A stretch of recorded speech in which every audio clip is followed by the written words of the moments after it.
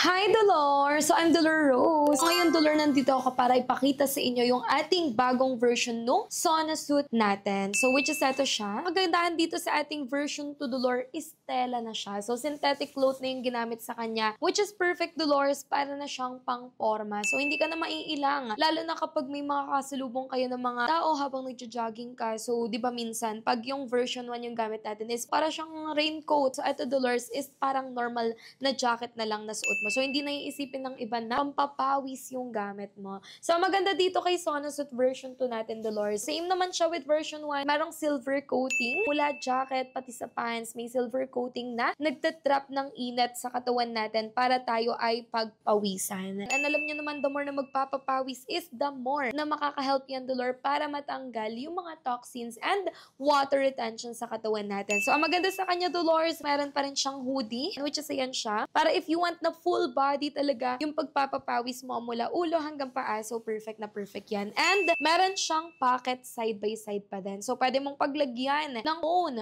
wallet. So, kung ikaw is tatakbo, diba? So, yan, at may dala ka ng mga gamit mo, so pwede mong ilagay dyan. For safety na rin, di-zipper na rin siya. Perfect yan yung ating sauna suit natin. Yun lang, maraming salamat sa panonood. Once again, I'm Dolor Rose, and goodbye!